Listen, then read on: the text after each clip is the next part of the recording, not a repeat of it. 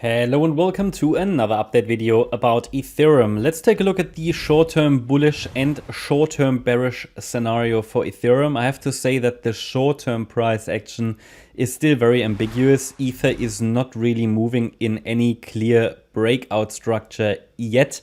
We want to talk about the relevant support levels and resistance levels and also the wave counts, including a short-term bullish and short-term bearish scenario. The main thesis is that a wave 1 completed here on the 9th of December. This is unchanged and it's been there since, I think, the 9th of December. So that hasn't changed at all. What certainly is a bit annoying and frustrating for many is the length of that correction, the duration.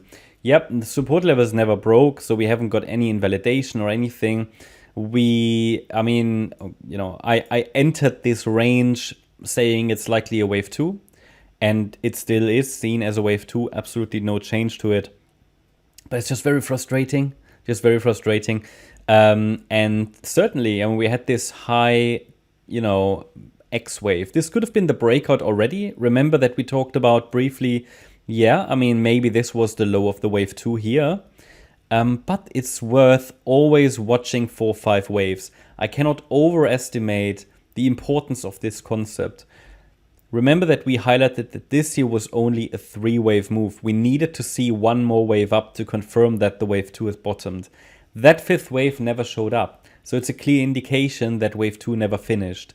So therefore wave 2 is likely still unfolding. Maybe it completed here now, but again, we need to see 5 clear waves. The problem is that this here doesn't give me 5 clear waves. And even if these are 5 waves, you can certainly, there will be other Elliott Wave analysts that would count that as a complete leading diagonal. To be honest, I've marked it like that already, but I don't trust it. And it's too small because it's below resistance anyway, right? It's below resistance. But for anybody who wanted to play the more directly bullish breakout count, I did provide a support area for you, and there was no sustained break below support. And if it now breaks out, there you go.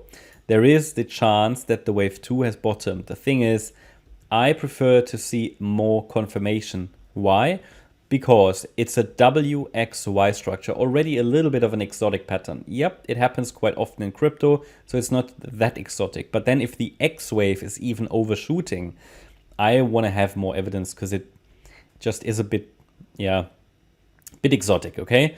All right, so but let's say short-term bullish. If the wave 2 indeed bottomed here in the yellow count, bottomed on the 23rd of January, then this here was a wave 1 to the upside. We already seen the wave 2 to the downside. And possibly against that last swing low there at 2,240, we could now move higher and would have to overcome, however, first of all, the next few resistance levels. What are they? The next main level is here at 2,391. That's really just the next swing high. The range that's important to break above is here, 2,425 to 2,454. Why is that important? Well, they are relevant Fibonacci extensions in this context, but also in addition to that, they are structural resistance as well. So we have a combination there of resistance levels, and this range just has to be overcome. But as you can see, we should be above that range with a sustained break above 2,454. So I'm watching here for a potential breakout higher. It's a little bit, as I said, a little bit too early to confirm that we've bottomed. And against the last swing low, that's a possibility. It could move higher. Just note that the move up from the 1st of February is so far only a 3-wave move up. So that could even send us maybe down a little lower again before breaking higher. So into a larger A, B, C structure. Invalidation point for the yellow count as it is 2,241. But nothing stopping this wave 2 resetting a little lower maybe. And then we would have an invalidation point at 2,169. Okay, this is short-term bullish.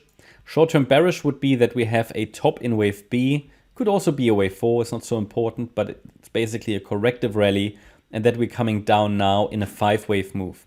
And this would be a 1-2 setup.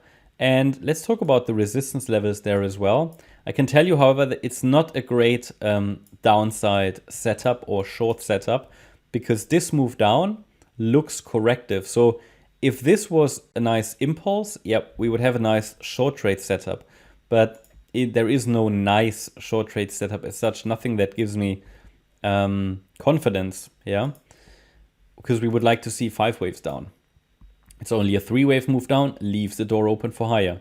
There are 2 resistance levels I'm watching, 2,331 and 2,357. We could say that already a move above 2,357 will more likely lead to a successful breakout. So it's just something to watch, yeah. But it's just a 3-wave move up, so there isn't really much that that gives us a lot of clarity at the moment. This could even, until we break out, above either here the wave 1 top or that previous swing low at 2,168. We're just moving in a range. So that's just the frustrating element of any correction. So I just need to wait, we just need to wait for the breakout. The parameters are very well defined. I'm leaning towards higher prices against $1,677. That's really the main support level. This here is really just short-term noise. That's my update about Ether. Hope you liked the update. If you did, please hit the like button, leave a comment and subscribe. And if you really like the content, then please check out the channel membership. Also, make sure that you follow us on Instagram and Twitter for additional content. Thanks a lot for watching. Bye-bye.